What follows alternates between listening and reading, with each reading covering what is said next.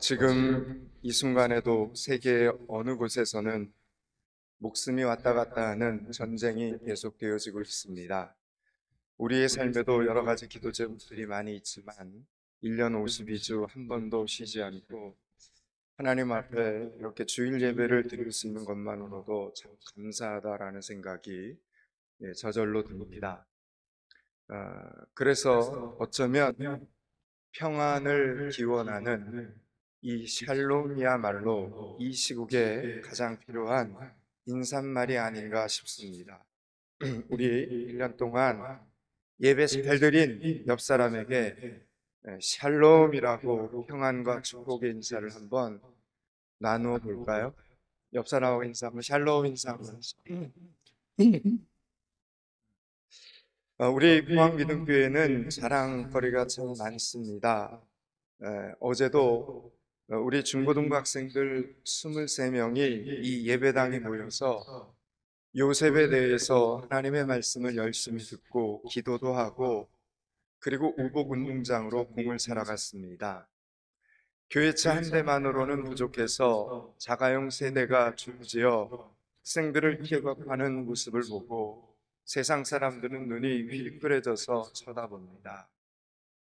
일주일 동안 공부하느라 쌓인 스트레스를 교회가 건강하게 풀 수 있도록 도와주고 중국집에 가서 짜장면 한 그릇씩 사서 먹이면 학생들이 얼마나 좋아하는지 모릅니다. 집에서 부모님이 사주는 짜장면은 그렇게 맛있다고 안 하면서 교회에서 목사님이 사주는 짜장면은 꿀맛 같다고 합니다. 그러면서 한마디를 더 합니다. 목사님, 다음 주에는 탕수육도 사주세요. 그러면서 또 한마디를 더 합니다. 목사님, 친구들 더 많이 데리고 올게요. 이럽니다. 제 허리가 좀 힙니다. 그래서 목사님들 중에서는 포항미듬교회 중고등부 사역을 좀 배우고 싶어 하시는 분들이 좀 있습니다. 그래서 저는 그분들에게 이렇게 말씀을 드립니다. 중고등부 사역은 목사님 쏟아붓는 사역입니다. 한두 번 하고 끝나는 사역이 아니라 사랑도 계속 쏟아부어줘야 되고 물질도 계속 쏟아부어야 하고 시간도 계속 쏟아부어야 합니다. 그래야지만 여러분 중고등부 사역이 삽니다. 그래서 중고등부 사역은 혼자서 못합니다. 우리 교회 권사님, 장로님, 집사님들은 토요일에도 차량 운행하느라 쉬지도 못하지만 그렇게 사랑을 쏟아부으니까 가능한 것입니다 라고 말씀을 드립니다. 사랑하는 여러분, 시간 금방 갑니다. 시간 금방 지나갑니다. 얼마 안 있으면 여러분이 학생들이 자라서요 청년부가 되고 어른이 되어서 훌륭한 집사님, 장로님이 될 줄로 믿으시기 바랍니다. 여러분, 그때 이 학생들이 포항미듬교회 성도들의 면류관이 될 줄로 믿으시기 바랍니다. 그래서 우리는 이 사역을 가볍게 여겨서는 안 됩니다. 계속해서 지금처럼 소중하게 여기셔야 됩니다. 오늘 본문이 우리에게 말씀하고 있기 때문입니다. 1절 한번 보시기 바랍니다. 오늘 본문 1절을 같이 한번 읽습니다. 내가 오늘 명하는 모든 명령을 너희는 지켜 행하라. 그리하면 너희가 살고 번성하고 여호와께서 너희의 조상들에게 맹세하신 땅에 들어가서 그것을 차지하리라. 아멘. 여러분, 지금 이스라엘 백성들이 서 있는 곳은 요단강 근처에 있는 평원입니다. 평원. 이제 이 요단강만 건너게 되면 하나님이 약속하신 이 약속의 땅으로 진입할 수 있는 지점에 진을 치고 있는 장면입니다. 이곳에서 나이가 많은 할아버지 모세가 믿음으로 정말 잘 자란 광야길 40년 동안 그 광야길에서 태어나고 자란 믿음으로 정말 잘 자란 다음 세대들에게 요셉 할아버지가 마지막 유언과도 같은 하나님의 말씀을 지금 1절에서 이스라엘 백성들에게, 자손들에게 선포하고 있는 장면입니다. 여러분, 그런데 이 말씀이 참 무서운 말씀입니다. 왜 그렇습니까? 왜냐하면 이 말씀을 잘 듣고 순종하는 자에게는 반드시 축복의 말씀이 될 것이고, 이 말씀을 거절하는 자에게는 반드시 심판의 말씀이 될 수 있기 때문입니다. 그 증거로 하나님의 말씀을 듣고도 불순종했던 부모의 세대들은 하나님의 약속하신 가나안 땅에 들어가지를 못하고 광야에서 늙어서 다 죽었습니다. 다른 나라 사람들은 에이, 사람이 나이가 들면 다 죽는 거지, 그게 인생이고 인간이야 라고 말하면서 광야에서 늙어 죽은 사람들은 하나님의 심판을 받은 것이 아니라 그냥 때가 되어서 죽은 것이야, 이렇게 생각을 했습니다. 그러나 지금 모세 앞에 서 있는 출애굽 2세대들은 정확히 알고 있었습니다. 부모님들이 늙어서 죽었어도 그것은 하나님의 심판이었다는 것을 정확히 알고 있었습니다. 왜냐하면 40년 전 바로 이 자리에서 부모님의 세대들 역시 이제 요단강만 건너가면 가나안 땅에 들어가서 그 땅을 차지할 수 있었습니다.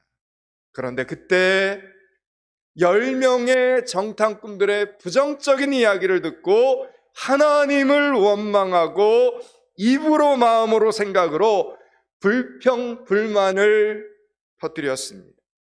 여러분, 그렇게 하지 않고 그때 40년 전에 이 요단강 앞에 왔을 때 갈렙과 여호수아의 믿음 있는 고백을 붙잡고 하나님의 약속만 붙들었더라면 그 당시 부모님들은 광야에서가 아니라 약속의 땅 가나안에 들어가서 평안히 눈을 감았을 것입니다. 그 과정과 그 사실을 알고 있는 사람들의 눈에는 사람이 늙어 죽는 것, 먹고 사는 것, 앉고 일어서는 하나하나가 그냥 우연히 일어나는 일이 아니고 하나님의 축복이며 하나님의 은혜라는 것을 출애굽 2세대들은 부모 세대를 보면서 분별할 수가 있었던 것입니다. 사랑하는 여러분, 여러분은 시간이 지나면 자연스럽게 한 살 더 먹고 1년 마지막 주일 예배를 드리게 된다 생각하십니까? 오늘도 이렇게 같이 하나님 앞에 12월 마지막 주일 예배를 드릴 수 있는 것도, 그리고 오늘 밤 송구영신 예배 시간에 새 소원을 적어서 기도할 수 있다는 것, 이 모든 것이 하나님 앞에 축복이라는 사실을 깨달을 수 있기를 바랍니다. 하나님의 은혜라는 사실을 깨닫는 여러분들이 되실 수 있기를 축원합니다. 2절 3절을 한번 읽겠습니다. 2절 3절을 같이 읽습니다. 내 하나님 여호와께서 이 40년 동안에 내가 광야길을 걷게 하신 것을 기억하라. 이는 너를 낮추시며 너를 시험하사 내 마음이 어떠한지 그 명령을 지키는지 지키지 않는지 알게 하려 하심이라. 너를 낮추시며 너를 줄이게 하시며.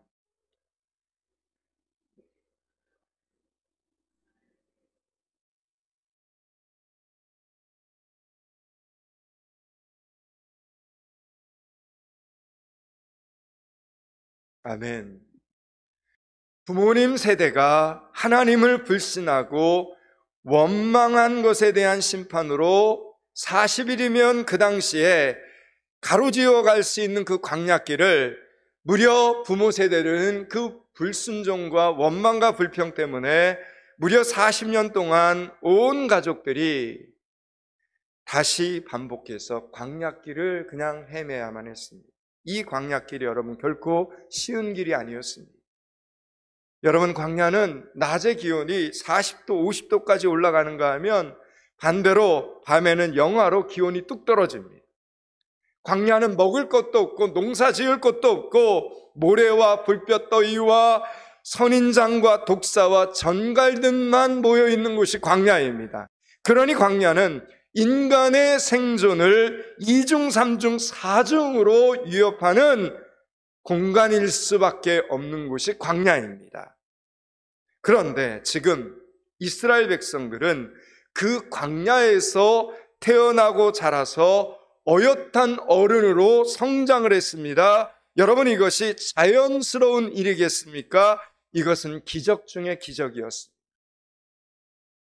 그래서 다른 민족들은 이스라엘 백성들이 광야에서 살아남아 지금 요단강 앞에 진을 치고 있다라는 이 사실 자체만으로도 세상 사람들은, 다른 민족들은 두려움에 벌벌 떨 수밖에 없었던 것입니다. 야, 저들에게는 뭔가가 있는가 보다. 그 하나님이라는 신이 정말 저들을 지켜 보호해 주시는가 보다. 도대체 저들은 광야 40년 세월 동안 무엇을 먹고 살았을까? 여러분, 사실 광야에서 제일 절실한 문제는 무려 200만 명의 사람들이 먹고 사는 문제 아니겠습니까? 여러분, 20명도 아니고 무려 200만이 넘는 이스라엘 백성들이 출애굽을 한 겁니다. 여러분, 아무리 많은 식량을 싸가지고 갔다고 한들 인간적인 방법으로 여러분 광야 40년 동안 그 많은 사람들을 먹여 살린다는 것은 불가능했습니다. 음식과 여러분 물이 있다고 해도 그것을 무려 40년 세월 동안 항상 그 물을 신선하게 보관하고 수송하는 것은 요즘 기술로도 할 수 없는 일이 아니겠습니까? 그런데 그런 인간의 상식을 뛰어넘어 불가능을 가능하게 하신 하나님은 우리를 먹이시고 살리시는 전지전능하신 하늘아버지라는 사실을 가르쳐 주셨던 것이 바로 이 광야라는 이야기입니다. 여러분, 부모님들은 애굽에서 가지고 나온 음식들이 다 떨어지자 자식들을 더 이상 먹이지 못하고 굶겨 죽이게 될까 봐 걱정들을 했습니다. 그러나 천만에요, 하나님 아버지께서는 계획이 다 있으셨습니다.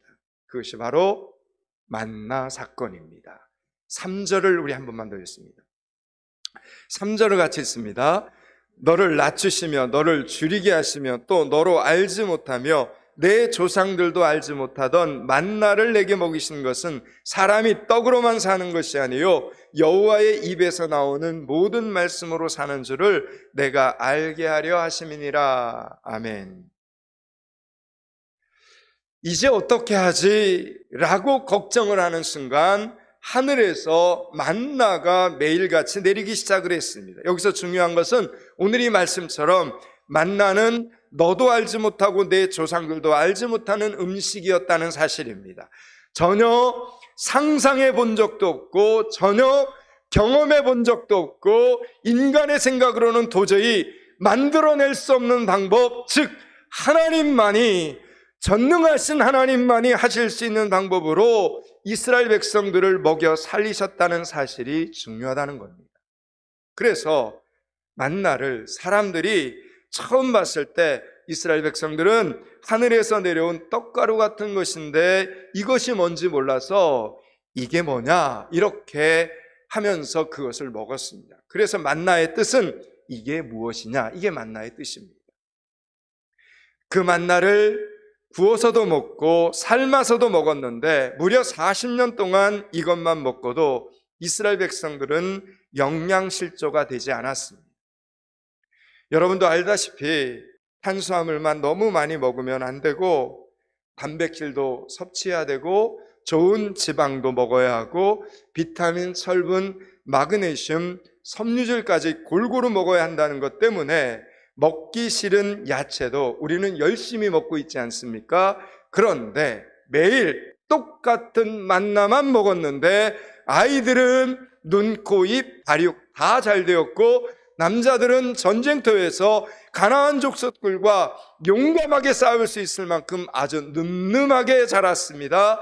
인간을 창조하신 하나님께서 모든 인간에 필요한 필수 영양소가 다 농축된 최고의 영양가 있는 음식을 하나님이 이스라엘 백성들에게 만나를 통해서 제공해 주셨다는 사실입니다.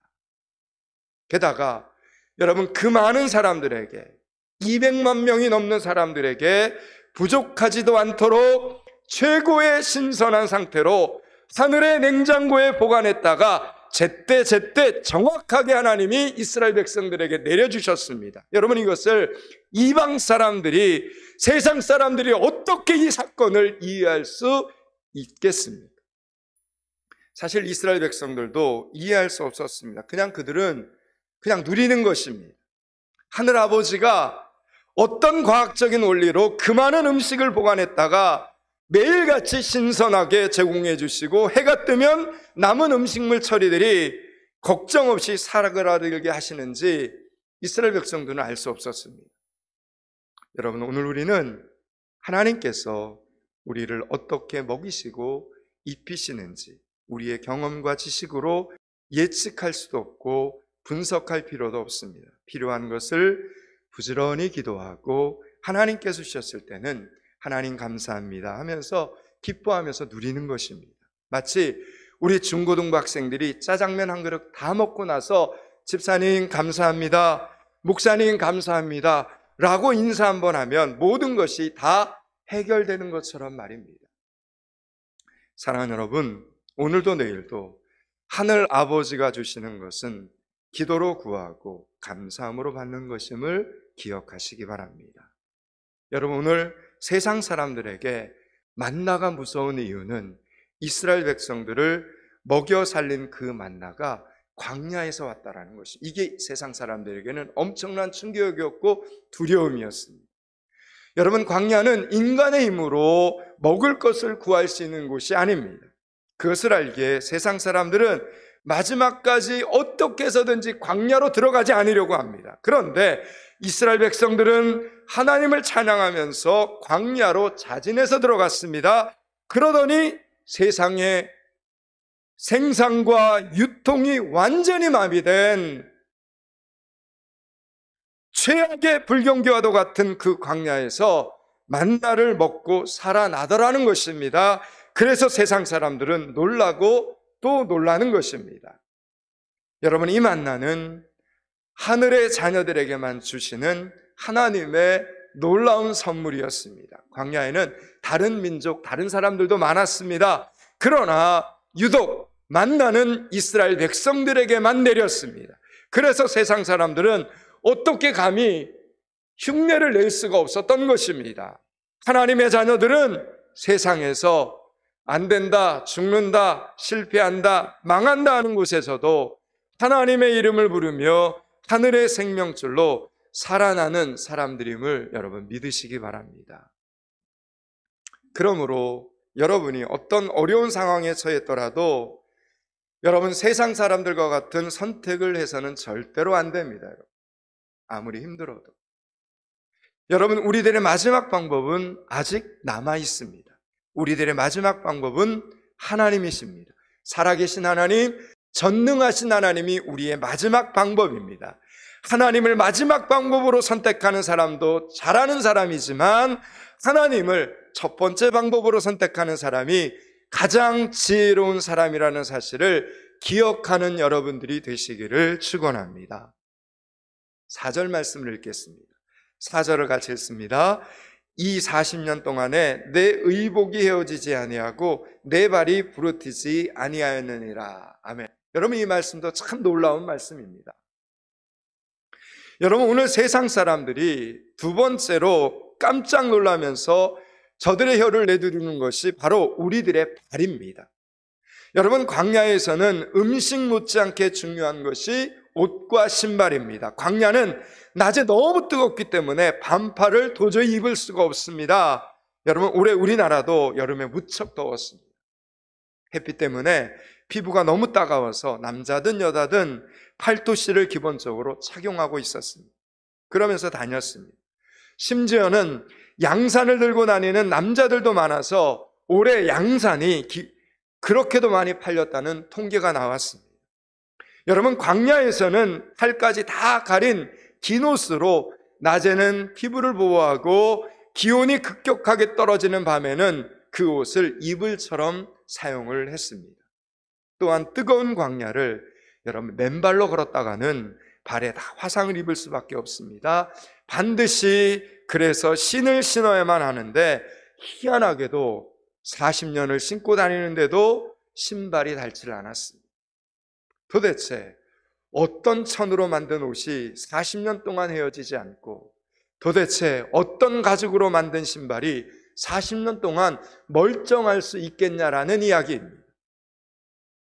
여러분, 40년 전 이스라엘 백성들이 출애굽을 할 그 당시에 애굽의 장자들이 다 죽어나가는 상황이었습니다.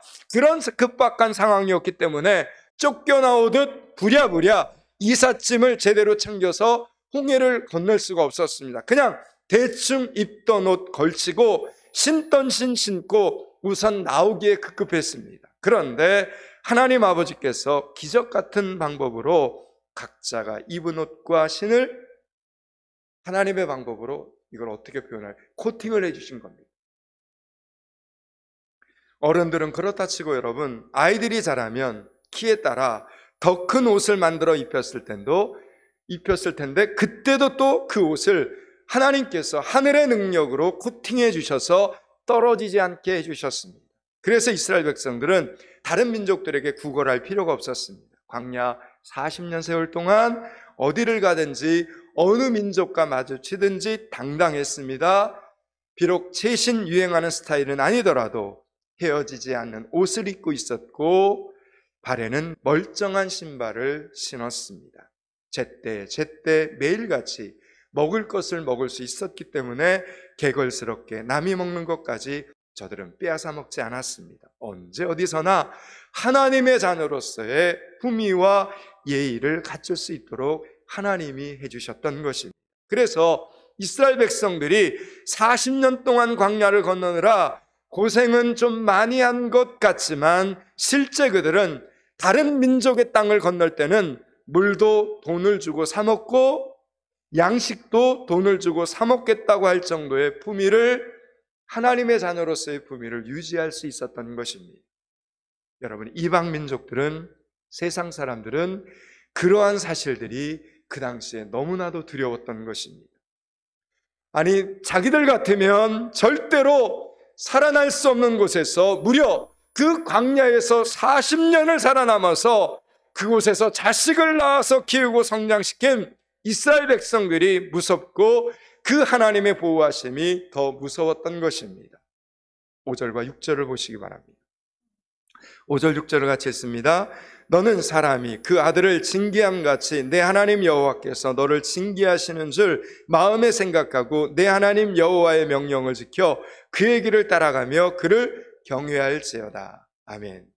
여러분, 비록 이스라엘 백성들이 40년 전에 하나님의 말씀을 의심하고 불평해서 광야에서 40년을 살아야만 했지만 하나님은 이 말씀을 보니까 이스라엘 백성들을 버리신 것이 아니었습니다. 여전히 그들과 함께 계셨습니다. 무슨 뜻입니까?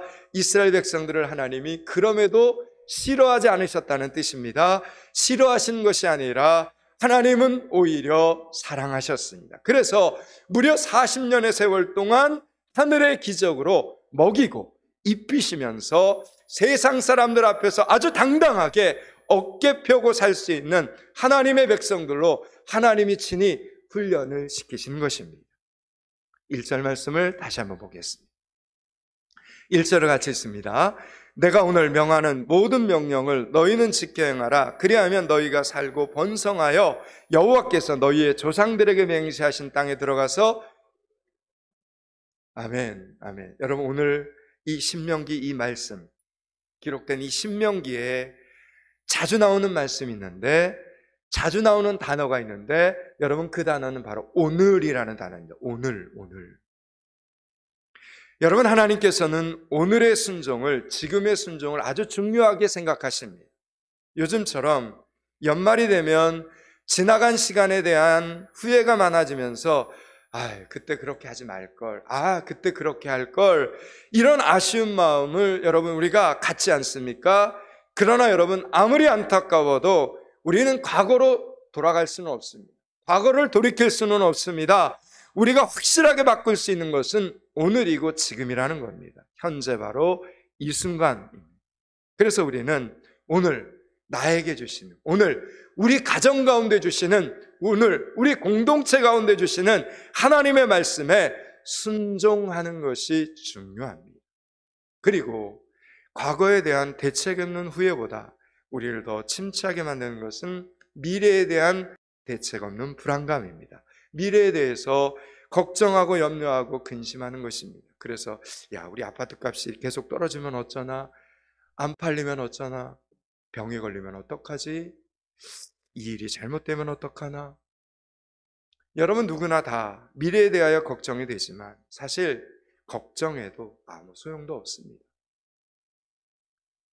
우리가 할 수 있는 것이 여러분 많지 않습니다. 여러분 그럴 때는 어떻게 해야 됩니까? 여러분이 하나님을 믿는 하나님의 자녀들이라면 여러분 그럴 때는 하나님의 말씀에 순종하는 것이 100배, 1000배, 억만 배 낫습니다. 미래를 주관하시는 분은 내가 아니라 하나님이시기 때문입니다. 여러분 미래라고 하는 것은 하나님의 말씀에 순종한 오늘이 만들어내는 결과라는 이 사실을 꼭 기억하셔야 됩니다. 우리가 하나님의 말씀에 순종하여 이 순간을 선택하면 하나님이 축복의 미래를 자연스럽게 만들어주시는 것입니다. 그래서 오늘 신명기에 오늘이라는 이 단어가 계속 나오는 것입니다. 오늘 내가 이 말씀에 어떻게 반응하느냐에 따라서 우리의 미래가 결정되는 것입니다. 오늘 나에게 선포되어지는 하나님의 말씀은 오늘 나의 결단을 요구하는 하나님의 말씀이라는 사실을 기억하셔야 됩니다. 만약 여러분들이 광야로 들어간 부모님들의 세대처럼 나는 불순종하지 않았어요, 나는 그냥 아무것도 하지 않았어요, 이렇게 말한다면 아무것도 안 한 그것도 결정이라는 사실을 아셔야 됩니다. 여러분은 하나님의 말씀에 무시하기로 결정을 한 것입니다. 침묵, 아무것도 하지 않으면서. 여러분 그러면 하나님이 그날 그 말씀에 담아 보냈던 하늘의 축복, 하늘의 은혜, 하늘의 능력을 여러분이 스스로 땅에 다 묻어버리는 겁니다. 하나님께서는 아무개에게 오늘 분명히 필요한 하늘의 은혜를 내가 오늘 말씀에 담아 보냈는데 아무개가 이 말씀에 순종하지 않는구나, 아무개가 이 말씀에 결단하지 않는구나 하시면서 하나님은 안타까워 하시는 것입니다. 1절 말씀을 다시 한번 읽고 말씀을 정리하겠습니다. 오늘 본문 1절을 같이 한번 읽습니다. 내가 오늘 명하는 모든 명령을 너희는 지켜 행하라. 그리하면 너희가 살고 번성하고 여호와께서 너희의 조상들에게 맹세하신 땅에 들어가서 그것을 차지하리라. 아멘. 이제 말씀을 마치려고 합니다. 사랑하는 여러분, 1년이 훌쩍 지나갔습니다. 정말 아쉬운 것이 많습니다. 그러나 언제까지 아쉬워만 하겠습니까? 바꿔 생각해 보면 하나님께서 2024년에 주실 축복을 위해 2023년 동안 우리를 훈련하신 것입니다. 찬양도 올해 다시 부르게 하시고, 말씀도 다시 듣게 하시고, 교회 봉사도 다시 시작하게 하셨습니다. 다시 하려니 여기저기 어려운 부분이 있었지만 그래도 다시 시작하면서 우리는 힘을 얻었습니다. 방법도 찾을 수 있게 되었습니다. 그러므로 하나님께서 주신 은혜에 감사하며 주변 사람들에게 샬롬의 인사를 먼저 전하시기 바랍니다. 오늘부터 불안과 원망과 두려움 대신 샬롬을 선포하며 나아가는 여러분들이 되시기를 축원합니다. 우리가 믿음으로 사는 것은 세상 사람들이 우리가 믿음으로 살아가는 것을 세상 사람들은 얼마나 신기해하고 얼마나 놀랍게 여기는가를 우리는 알아야 합니다. 우리는 결코 세상에 굽신거려야 하는 사람들이 아닙니다. 세상 유행을 따르지 않는 우리가 어떻게 보면 조금 촌스러워 보일 수도 있고 맨날 기도하고 결정해야 한다고 하니 조금 답답해 보일 수도 있습니다. 그러나 여러분, 그 길이 생명의 길이요, 그 방법이 가장 확실한 방법임을 오늘도 믿으시기 바랍니다. 그리고 오늘도 세상과 이웃을 향하여 샬롬의 인사를 열심히 전하는 믿음 있는 성도들이 되실 수 있기를 주님의 이름으로 축원합니다. 기도하겠습니다. 하나님, 기도로 구하고 감사함으로 받는 성도들이 되게 하여 주시옵소서. 하나님의 말씀에 순종하고 결단하는 성도들이 되게 하여 주시옵소서. 샬롬의 인사를 나누며 샬롬을 선포하며 살아가는 예배자들이 되게 하여 주시옵소서. 예수 그리스도 이름을 받들어 기도드리옵나이다. 아멘.